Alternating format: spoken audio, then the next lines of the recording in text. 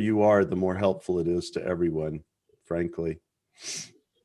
Yeah, so Tom, I had a problem, like I said about virtual environment. I basically followed the environment lead me up to the setup of Python download.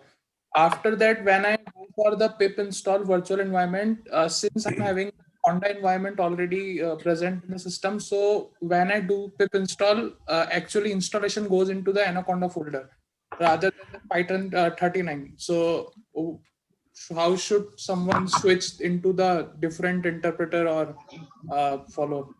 This is a really important question. Now, um, imagine we were talking about R versus Python right now. Okay, I mean this to cause a chuckle in case you don't know. We know we're using Python in this class, but what I'm trying to get at is when you say Anaconda, it's like saying R to a Python guy, at least to me. And now, if you guys want to use the Anaconda environment, you're already set up probably. You don't really need to do anything else. I am not a hater of Anaconda. It's just that I feel like it keeps you from learning some things. But if it's between just getting going in the main class material and trying to learn virtual environments outside of Anaconda, don't waste the time. If you're already happy with Anaconda, keep using it. But basically, it's a turnkey solution. It is its own virtual environment. It's already got a lot of stuff installed, so you don't have to pip install things, okay, once you have Anaconda. But Anaconda's this huge do everything for you virtual environment, and it also needs some maintenance. So Kushal and anyone else that likes Anaconda, I'm not going to tell you not to use it, but you will still need to study how to add things to Anaconda. There's a different way to add modules to Anaconda. Now you might say, well, Anaconda already has everything. No, it doesn't. But for what we're going to do, it most likely has everything you're going to need. Most likely, not definitely. So, so what do you not need to do? There's a different way to install modules in Anaconda. Anaconda is a virtual environment. So Anaconda is like your virtual environment wrapper for Windows. Again, I'm always wanting you guys, hey Vikram, to learn more. But it's kind of like a choice of power tool, okay? Anaconda is a certain type of big power tool that does a lot of things for you. And I prefer to buy the individual power tools and get skill with each of them. So that's an analogy. I hope it helps, but it's just different is what I'm trying to say. I hope that helped. Did that help, Kushal? Yeah, but if I want to learn like I know about the Anaconda requirements, but if I want to go in the a different way of learning virtual environments, then what should I change in my system? Because I did some Google, so I got like I have to go into Conda some folders and basically change .bash rc file, do some editing. So it Right. is some. I don't understand. Yeah, it actually gets quite involved if you want to operate your environment outside of Anaconda. But Tirth is absolutely correct. Um, you know, when you're taking a video course off Udemy or one of those, they're very strongly encouraging you to do things the way they're doing them, just so you'll be able to follow along better. I'm going to confess to everyone, I don't always do that. But I don't always do that because you can see Tirth over here in the comments saying change environment variables. Okay, me and Tirth talking, I'm like, oh yeah, of course. Me teaching a class of 42 people, Oh, how many people am I going to have to explain that to? It could be a big growing pain for some people. So, Kushal, you got to make that decision. Do I want to get into knowing how to wrestle through being able to have both Anaconda and other Python virtual environments in my system or not? And I think if there's so much more other things that Gaith and I have to do to teach y'all well and to develop the course, that I'm going to ask if you want to do Anaconda, if you want to keep Anaconda on your system and develop other virtual environments, learn that on your own. See if there's someone else in the class that's willing to do that with you. But I can assure you, it's just a few Google searches away. It may be painful, Kushal, but it's definitely manageable. I hope that sounds fair and makes sense. Yeah. Okay, good. Someone else share a roadblock or a hurdle they hit. Yeah, Jonathan, go for it. And Val, we'll get to you. Going ahead, Jonathan. I'm kind of going in order of the grid. Use the hand raising feature too. Yeah. No, so my one at first actually was with Git Bash cloning at first, and it was like I was just spending hours. I've created the key. I'm trying to clone, and it just kept saying you don't have access and everything. And then in the end, it was because I didn't put the key into the account of my GitHub. But after that, it went. But I think I spent 2 hours reading an article or something, but in the end it went clicked. Well, I've got a story to make you feel better, Jonathan. Val and I wrestled with this for tens of minutes, which was embarrassing to me. And all it ended up being was us needing to restart the bash shell after she had installed her key. Boom. This, we all run into those things. It's kind of like, oh, I forgot to put oil in the bar oil in the chainsaw, or the angle of the teeth on the table saw is off by 2 degrees. Darn it. Stuff like that. It happens to all of us. So please, guys, when you hit roadblocks, know that you are not alone. Well, and then Val, I think I figured out, I'm going to show you what I was talking about, because I realized, Val, what I wanted you to do, I kind of want as many people to do as possible, which is, I want you guys to feel this immense freedom to play around. And, for those of you just arriving, I don't care if it takes all of today and all of next week and maybe even all of a third week. I want you to all feel like, I love my tools. They're set up good. I understand what I'm doing now. And it may be a little painful, but I don't want any child left behind. I don't want any student left behind, because if I know how hellish it feels to be in a class and your tools aren't set up right, I don't want any of you to have that ugly feeling. So that's why we're going to take plenty of time to do this. If there's no more questions at this point, I think I'm going to dive in and show y'all the order I was hoping everything would go smoothly. And believe me, I did not think everything was going to go smoothly for all of you. I just want you to know that. But I'm going to hide my Git Bash shell here for a minute. And that statement I was about to make, all I was going to say is, I want you to faithfully do frequent pulls on our repository, the one that Gaith and I are updating for you all the time. You may do a pull and it says no changes. Guess what that means?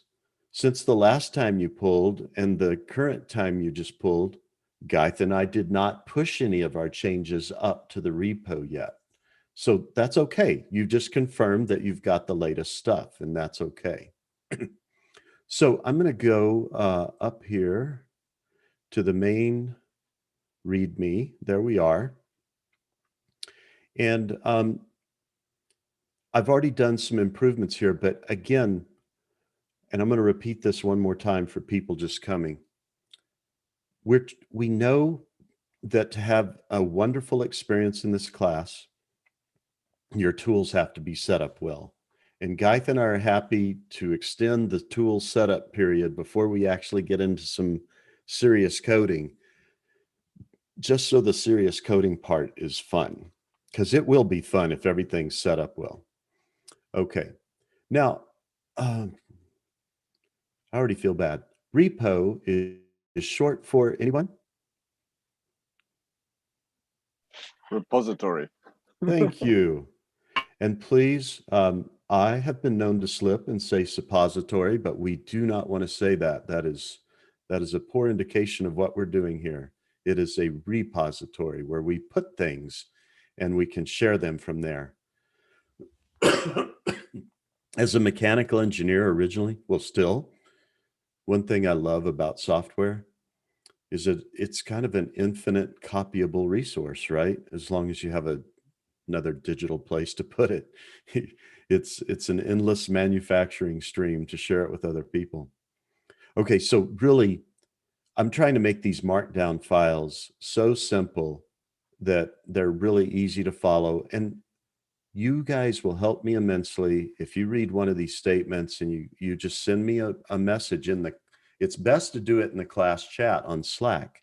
And you say, Tom, in the main README file of the repo, I did not understand point number 2. And I will add some more text to try to make it clear. I don't want you guys to be shy to come back to me yet again and say, oh, that's still not clear. Sorry. Don't apologize. I will keep trying to clarify it. Again, you guys, when you give Gaith and I feedback back like this, it's helping us know how to write the book better. And the book will have its own GitHub repo. And so you guys will be helping, well, as many, here, I'll just say it. The millions of people that are going to buy Gaith and I's textbook will be helped by you because you helped us get this better. Okay, so let me just start reading, and then please do the hand raise feature if something's not clear. So again, we'll keep adding code and notes to support work for each phase of the class, and they're going to be in numbered directories. So if I go up here, you can see this first area is going to be fake data. And probably I should break it out into a 0 where we've got tools set up. I'll do that this coming week, so it's not confusing. But in the fake data part is where I start talking about some of the tools setup too. So additional tool setup. Okay, now Git. Git is a file versioning system. Don't make it complicated. And by the way, Git's a tool that if you're using it by yourself, it is the easiest file versioning system to use. However, let me give you a caution. It was created by Linus Torvald. Linus Torvald is the guy that invented Linux. Linus Torvald, his head, to me, is above that of Elon Musk's head. The guy is a walking genius. So what I'm trying to say is, while Git is elegant and powerful, it can get quite complicated. But trust me, it is the best, in my opinion, it's by far the best file versioning system on the planet. You could use it to write a novel. You could, of course, many people use it for code. There was one company I worked at, we had this gargantuan code base for firmware, and we used Git for it. And we were always sharing new tools and ways to work with Git better. All I'm trying to get at is you want to get good at Git, but about 80% of what you're going to do can be done in 3 statements or 4 statements. It's that simple. And yet, to go below the surface of the water gets like an iceberg. The stuff under the water can get quite complex. So be patient and gentle with yourself. Take the time to get good, to become good at Git over the coming months and years. It's like coding. You'll get a little better every year. Git is so powerful. Just try to keep understanding, oh, why would I want to do a branch? What does fast forward mean? Why do I want to do that? When would I merge my branch back to my main branch? I probably just spoke Greek to many of you. It'll take time, but we're going to do just the basic stuff. Okay. Now, if you haven't figured it out by now, it's an unspoken Cold War between using Windows and Linux. I know most of you are on Windows. I love Linux. I tolerate Windows, but we're going to learn to do it in Windows. Some of you are creating some awesome stuff, and where is Alec? Alec, Alex studying how to set this stuff up in Linux, and I want to work with him and make sure we have good directions for that too.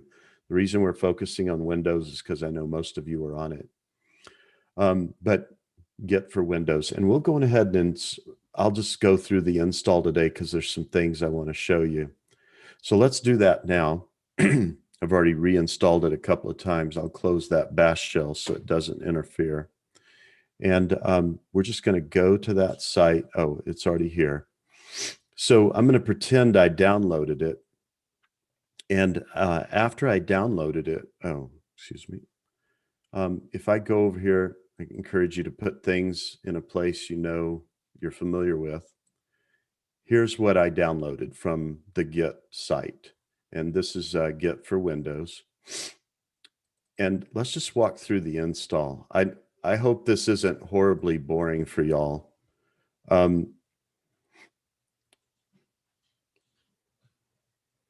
wouldn't check this. The first few times you install something fresh, just go through everything, of course.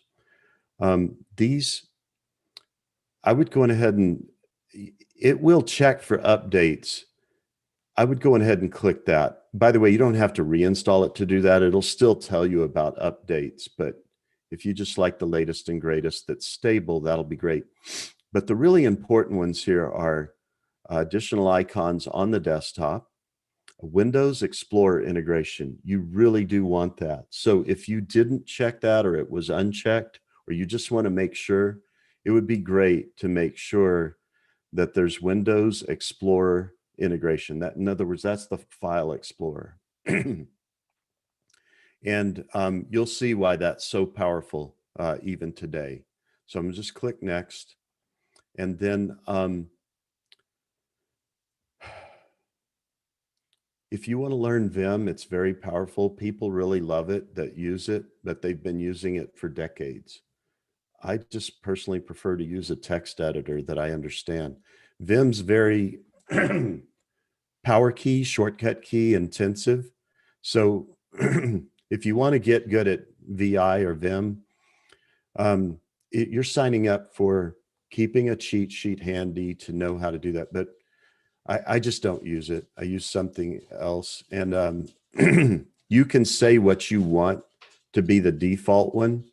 I would go on ahead and use Visual Studio Code if I were y'all. But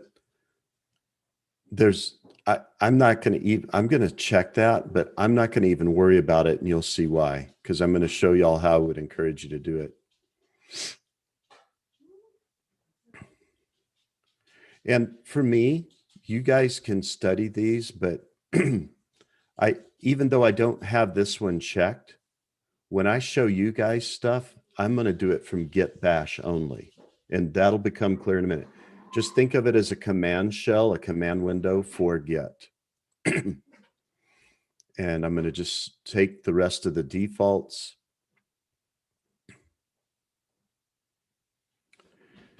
Yes. So guys, this stuff on Macintosh, on Mac, you could do all this stuff, but it's just always a little different. And it's even just a little different from Linux. Mac really is basically Linux that you pay for. Oh, I'm going to go through some of these questions here in a minute after I finish this install. Sorry, I didn't see them growing.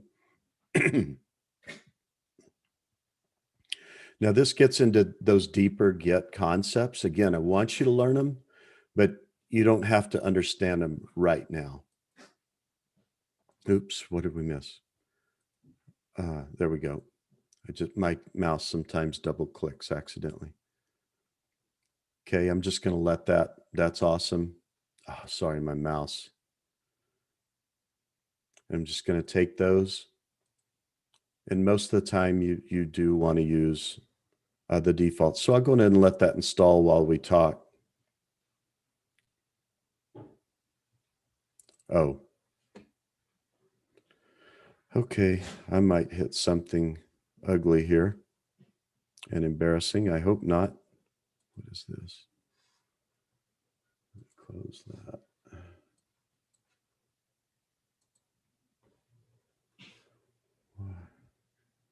MSys terminal. Oh, no wonder. Yep. Bash.exe. I think. There we go. Okay, while that's installing, I'll take some of these questions. And then, Gaith, if you could capture them too.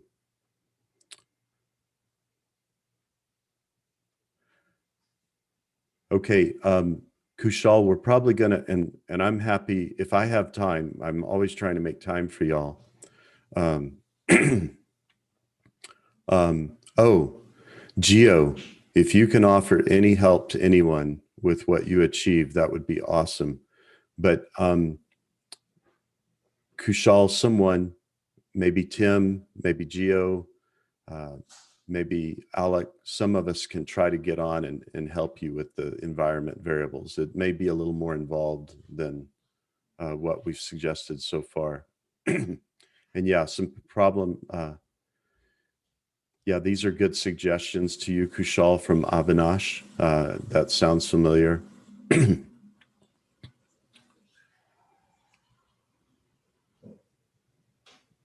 No, Deepa, if you want to save your notebook files for Colab to your own GitHub repo, that's awesome. And I do eventually plan to start adding IP and YMB files to our GitHub so you guys can get to them. But I'm not going to do that right away because I want you guys to get more acquainted with the IDE first. A bad habit I see new people get into is learning only to use the notebook and not an IDE, and that can be very disabling in your development, in my opinion. Okay, I read about it, but not so good avenue for me as of now using both.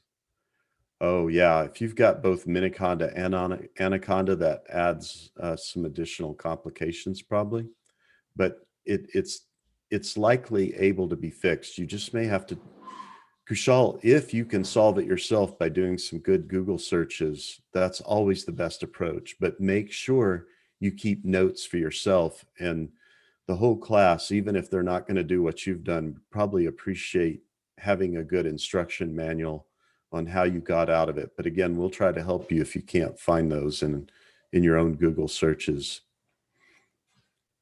No, Alec, that's not correct. You do not have to use Vim if you're on Linux. And I'll try to get to some Linux demonstrations too. And then Deepa, Mac's great, but it's just a little bit different world. Okay. And use source tree as GUI for Git.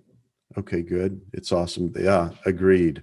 I've heard a lot of good things about source tree. I just most of my Git work, I don't need it, but any way you can visualize your Git history is great. And Tim, in the chat, let me know, is source tree mostly for looking at your commit history or what? I'm drawing a blank because I don't normally use it. Yeah, we'll all jump in to help Kushal. Oh, thank you, Gio. I'm really glad you mastered that. Oh, good. Okay, Deepa. Yeah.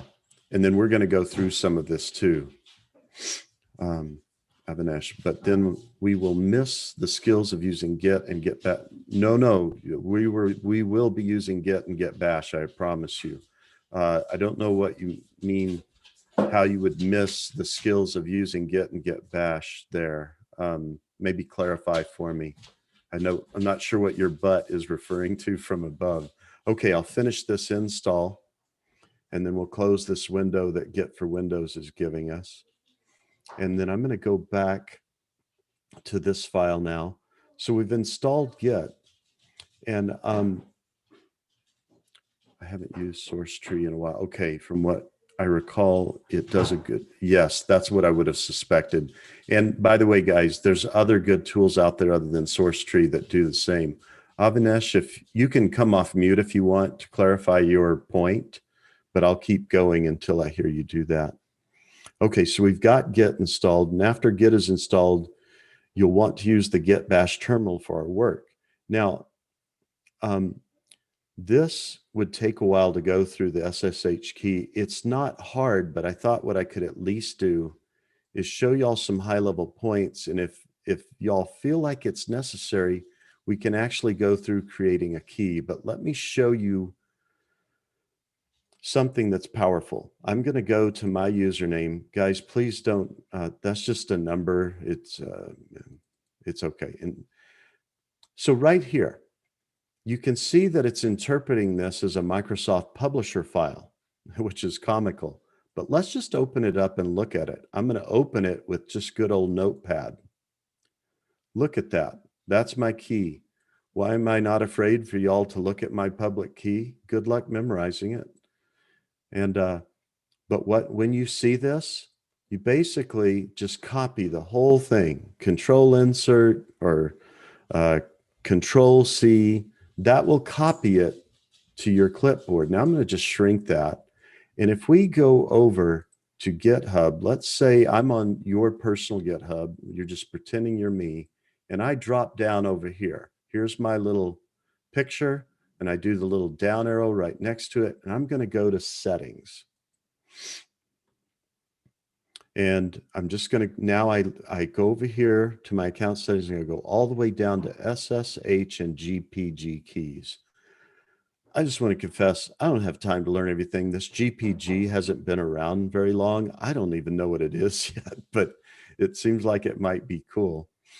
Now, these are keys that I've added from my cloud server that UL provides for me. Here's one for my current laptop. Here's one for a Windows virtual machine I made.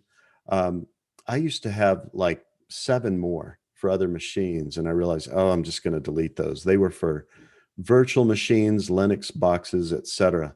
But when you want to add a new one, you just give it a name right here, and then whatever you copied from that, okay, let's just do it once. I went and found where my SSH keys were. And again, I think I will add this. Oh, darn it. You just find them in your user's username .ssh directory. And you guys are real men now, real women now. So you want these two things checked now. You want to see hidden items and file name extensions. It's going to cripple you if you can't. So that's in the view. But once I have copied this, I'm going to put it in my keyboard buffer. I just use Control C, or you can use Control Insert. That's the old method. And literally, I'm just copying that in there. I'm going to make sure there's no new spaces. And then I'm going to just say junk. And that's, I'm going to add this key to my keys. And now it's making me give my Git password because this is very invasive to my Git account. So I added it, and it's going to take a minute to show up.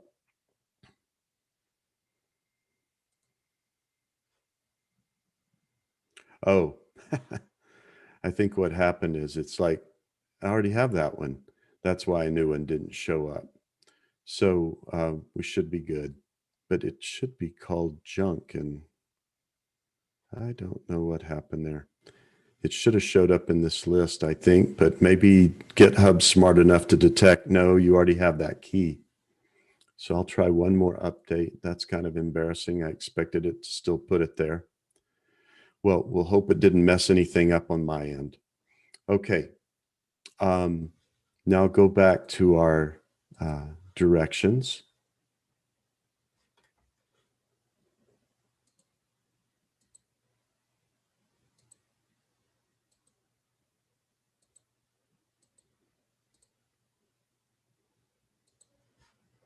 Okay, now what does that mean? Once you've created that new key according to this guide, and you've gone and found it in that location, and you've copied it to your GitHub account, what does that mean? It means there's this tunnel, this private tunnel between you and GitHub where you can push your stuff. And I just want to stop and emphasize, I know this might feel like a bit of drudgery, but I just want to make, in order for us to really live more together and do a good job working together and helping each other, we just want to really make sure everybody's got this stuff set up well. Okay. So, and I should have showed too. Tom, just, yes. I think Greg, he has interesting question about the key. What happened to the key if we change your computer? Thank you for that. Good question, Greg. This key is unique to your computer. So what do you do if you get a new computer or you're using a different computer?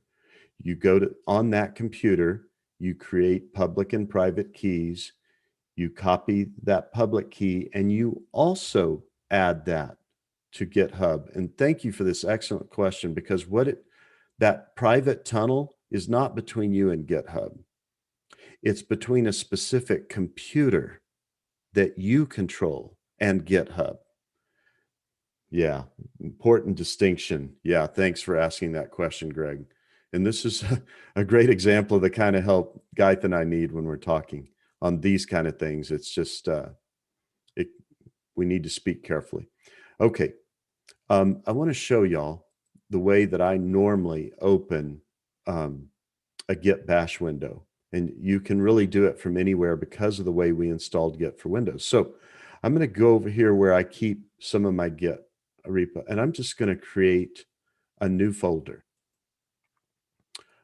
So I'm here. By the way, I went to this place. I defined it ahead of time in Val. This is real pertinent to what I wanted to show you last night that we didn't get around to. I'm right-clicking in here, and I'm just saying new folder. And I'm going to say, I'm going to name this just class. Now I'm going to right-click on that and look at one of my options here. Git bash here. Okay, right here. I'm going to click on that, and lo and behold, here's my Git bash window. Okay. Now, well, what is this thing?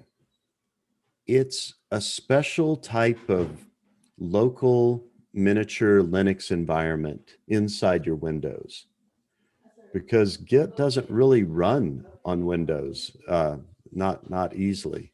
So that's why we had to install Git for Windows. Git is like integral to Linux. Why? Because Linus Torvalds. Okay. But I'm going to go over here, and I'm going to go up to the class, and right here, we're at the top level of the repo for the class. And right here, this green code, I'm going to do down. It could have come up this way or this way, but I want SSH. And this is a clipboard. They give you this convenience. It's going to copy it right to your keyboard clipboard, or your Windows clipboard, excuse me.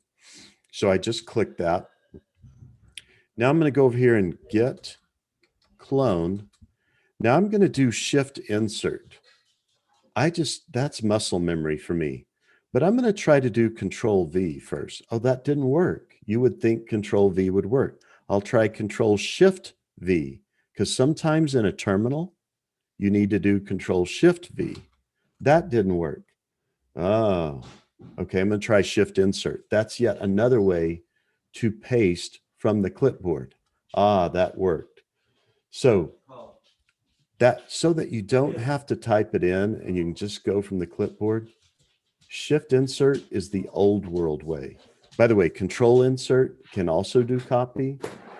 Control delete can do a cut, and shift insert can do a paste. So if you guys want me to add those to the instructions, like just say old world copy, cut, paste methods, I'll add those.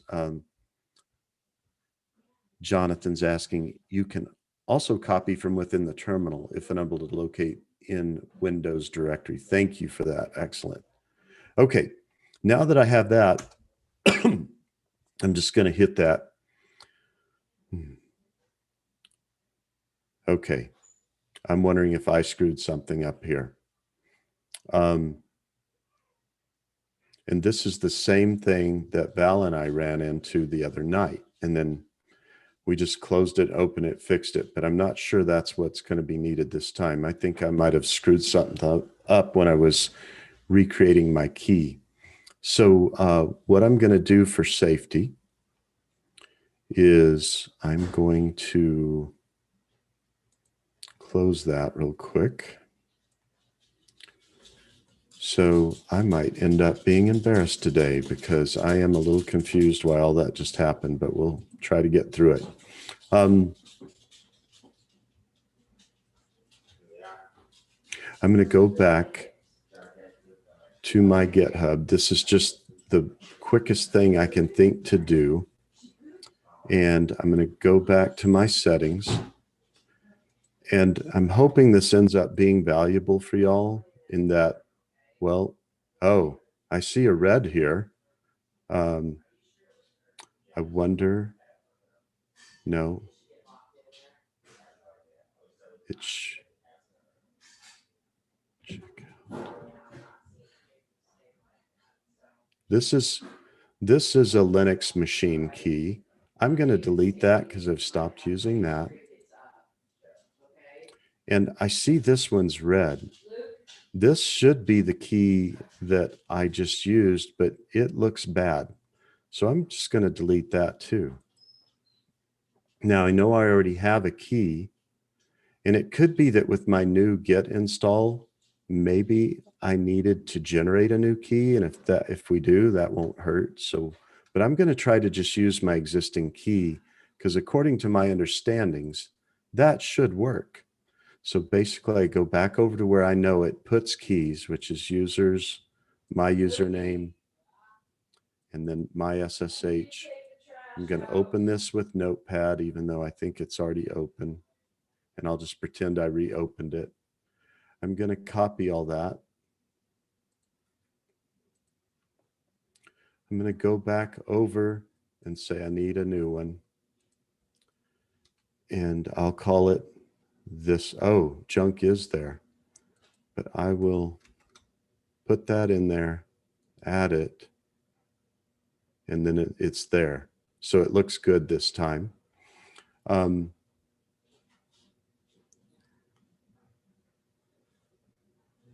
Now, I'm going to go back to where I was.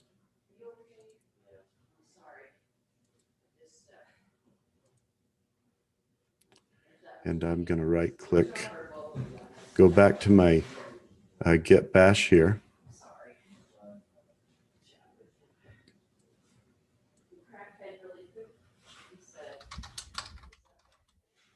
And I had something else in my buffer. So I need to go back to my repositories, go to ours, and put that SSH link. The secure shell is what that stands for. I get that. And I go back to my git bash shell and I use shift insert. And now it wants my passcode that I used when I created that. By the way, when you're creating your key, you do not have to create a password or a passphrase. And I'm going to be honest with y'all. I wish to God I hadn't done it with that key, but I did do it with that key. So now every time I have to do that. But let's think about this. You're in control of your machine. You can lock it when you walk away. You're wasting valuable seconds every time you have to do that. So really, I'd like to generate a new key that doesn't have a passphrase or a password. But more importantly, what just happened after I did that? We got some messages. This passphrase was for my key. Then I enumerated the objects. It did all this work for me, basically. If I come over here, hey, there it is. There's all our current class repository. I also could have looked at it here. Now I want y'all to watch carefully. Change directory. Did y'all see how fast I typed that? Let me show you again. I invested in a speed typing course, and I can't encourage all of you enough to take it too. And if you believe that, I have some land in the Florida Everglades I want to sell you with a fake deed. No, I'm teasing you. All I did, once you type enough to know that the system can distinguish what you're getting at, it will kind of do a search and say, oh, you must be talking about this directory. If you don't type enough, it will kind of indicate you haven't given me enough information. There's two other things that start with MAC. I can't tell between them. It might even, some systems like this will give you a list, but I'm going to change into that. And look at this. I have these special get things because I bought a course for advanced Git, and it taught me how to give these advanced indicators in my command prompt. We can get into that later. But now it's aware that this is a Git repository, and that's super cool. Well, now let me look at the questions for a minute.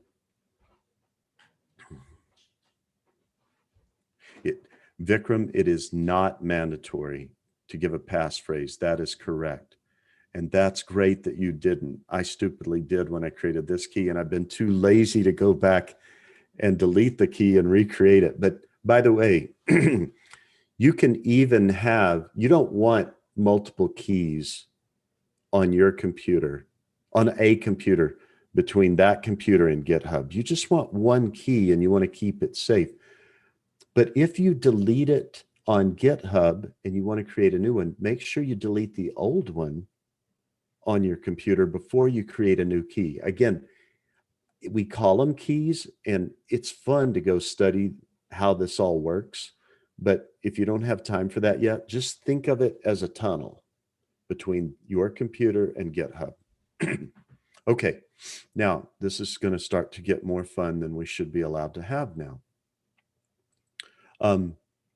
Now I see, by the way, you see that right there, the .git? If I delete that and this, what will I have? And I'm going to put my good buddy Tim on the spot. Tim, come off mute and tell everyone what will happen if I delete those. Well, even if I just delete the .git, what will happen? And it's okay if you don't know. I'm sorry if I put you on the spot. Make your best guess.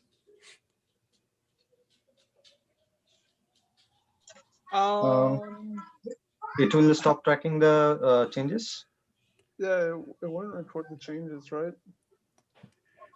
It actually will no longer be a clone of a Git repo. It will have no knowledge that it's a Git repo of any kind.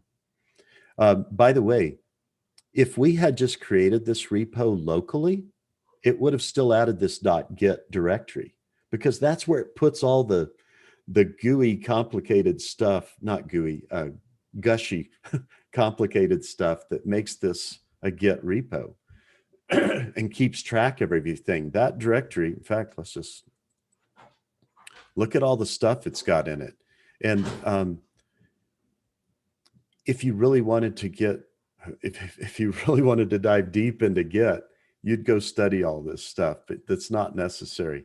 That keeps all the versioning history, all the branch understanding, the whole history of this clone. Now, after you've cloned this, you can do all sorts of things to it, but you can't push it back to my repo. Now, this is why I wanted to make a big deal out of this. Watch what I'm going to do. Here's the stuff that really mattered. I'm going to even not get ignore. It just says files that or directories that you don't want to be part of the Git versioning stuff. Okay. So I can copy these and I can go over to class and I can make yet a new directory that's my machine learning class. And I'm going to now go in that directory and I'm going to paste that stuff that I just copied. Oh, now I have a fresh, up-to-date copy. Well, I'm pretending I'm Vikram right now. Vikram just did this. He made a copy of all the class stuff and he put it in a separate directory that he could play with and mess up, and that now he could push this stuff up to Git in his own repo. Now there's slicker ways to do it than what I've just shown, but this is a real clean way if you're new. So I hope that helped. Now let me see. Yes. Oh, wow. Time went fast. I'm getting, you must apply a key in OpenSSH public key format. Greg, make sure you're copying that whole field, that whole file. Were you doing that, Greg? You can see. Open the SS folder on your desktop and open. Yeah, did you do that? Did you do that, Greg? And by the way, we can have, you know how we have after party for the mentoring sessions? We're going to have after class for the class sessions and before class sessions. I need to get better at finding times that work for more people, but you notice on the class chat, I was trying to say, hey, I'll get on and help anyone through problems. And Val and Val was great to ask for help. She got it from me and Cyrus. So, Greg. This is my suggestion. Sorry, go with the Greg first. Real quick, Greg. Do not use the private key. You only pass around the public key. You keep the private key on your system and nowhere else. Only copy the public key and use it in different places. Very important point. Okay, go on ahead, Guy. Yes, this is my suggestion, just to continue this session within this week, if you like to do that. Maybe we can find another time, maybe on Thursday or Friday, next Friday, together. And all who is able to join, he will join. We will push the link to the Slack. A special link, it will be for this session, just to continue this session by this week, to keep it by this week. I would love to do that. And if my only concern is we've got these time zone challenges, but I'm happy to do it first thing in my day to make sure. It seems like if we do it at this time of the day, we get the best coverage of the time zones. Yes, yes. But I will try to have additional times for those that can't make it during this time during the weekdays. Greg, if you do, okay. So guys, I hope this isn't just boring you to tears or being too painful, but trust me, once we get past all this stuff and all of you understand it and it's working well, it will have been time well spent. I just want you to know that. And why don't we go just like 2 or 3 more minutes with questions. This is a good pause place until we get back together. I think what I'll do real quick is walk through the README file. Let's see. No. I will show you with the Git bash real quick. I want to show you something. When I make a change, and I'll put these in this main README file, here's what I'm doing 95% of the time. I've made some changes to my files in here. I've saved them, get add, and you might want to take notes now until I get these added to the README. Now, this is if I'm pushing to my own copy of this repo. I'm keeping my own copy with my own special notes, my own special programs for the course up to my private GitHub. Pretend that I'm doing that. Get add dot. The dot just means everything. Anything I've changed, add it for staging. It's like we're going to get up on the stage. Now, but you're on the stage, but you're behind the curtains, okay? So I hit enter and okay, that's fine. By the way, it would be showing a plus sign in my command prompt in the blue part if there had been any. Then it's just get commit. And what do I want to commit? All. And do I want to leave a message? I say always. Now, I'm just doing this as a comical message because I know I have no changes. I'm just showing you the commands. Well, it's up to date. So if I try to get, oh, you know what? No, I won't even make a change.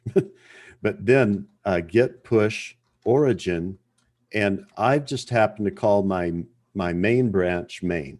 Some people call it master. It's fine either way. But because mine's called main, I'm going to just say main.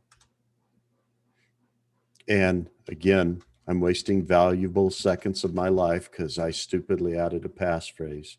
And it's just informing me everything up to date. If everything weren't up to date, when we did the commit, it would have showed all the details that it's committing to go into the, up to the main repo, the remote repo. And then when I pushed it, it would have given me a lot more information. Okay, I'll keep, your questions are going to be, oh, great, Greg. Thank you for that. Excellent. Yeah. And Greg, I'm almost glad you made that unintentional mistake because everyone here now knows, oh, don't use your private key ever to pass around. You always keep your private key on your computer. You only move your public key around. Your feedback. Oh, yeah. It's kind of getting used to Git thinking, Greg. A lot of people are confused why Linus did this, but as you get into the bowels and the more complicated operations of Git, you start to go, oh, I see why he did that now. But when you're working by yourself, there is a shortcut to just going ahead and add and commit all in one line. I'll find that for y'all. In fact, it might even be this second command. I was not taught that way, and maybe things have changed, but you could actually do everything in 2 commands most of the time. But there's an adage with Git is to commit frequently. When we do the add, it's staging. But it's kind of like saying, this file is where I want it, but you may be waiting on work from other people and you may need to commit your changes. You can get very concise about what you want to commit. I may not want to commit all files that I've staged. So I can put a specific list here of files that I'll stage. And that way I keep files that I know I'm through working on so far staged, but I haven't committed them yet. And then when you know you've got a certain amount of commits that you want to push up to the main repo to share with the rest of the organization, then you do the git push. Now, Greg, if I were you, I'd think, yeah, that helped a little bit. It's more like, Greg, you're going to start teaching me French and it's going to be painful for both of us, right? So, okay. But we're getting somewhere, and no, always pun intended. When I say we're G-E-T, I'm always intending a pun there. But we will do this a lot. You'll see me do it a lot in class. We'll make changes right in class and I'll push it to the repository right then. So you guys are doing this a lot with your private copies of our classwork, and you'll be pulling the latest stuff, making copies of it, putting it in your private one that you push to your own GitHub repo. And there's probably a slicker way to do it, but I just don't want to overcomplicate it at this point. Okay, we should hang up, and I hope I see all of you at the mentoring. Gaith and I are happy to see all constructive criticism. Tom, could you just make this file more detailed, et cetera, et cetera. Now, if you go over here, I hope you'll go through this assignments file too. Work through that and send me or Gaith a note. These instructions were not enough for me. Can you help me more? But a lot of this can be solved with some good Google searching. I think that if y'all don't mind, raise your hand if you got VS Code installed, okay? VS Code installed. Okay. If you need help, if anyone needs help getting that installed, let me know. That's important. If you're using a different IDE, integrated development environment, in other words, program editor, that's okay. But do start to play with your IDE. Use it a lot. Use it for different things. If you're already comfortable with a different one because you were already coding in Python, that's fine. PyCharm's awesome. Sublime I used forever. I just got off Atom recently and I like it, but frankly, VS Code's probably it's super good. I'll just say that. Did anybody play with the virtual environments yet? Excellent. Okay. Again, we'll have some midweek sessions. I better hang up. Gaith, are you in control? Yes, I'm control, yes. Okay, good. Guys, see you in mentoring. See you. Goodbye. Thank you, Tom. Thank you.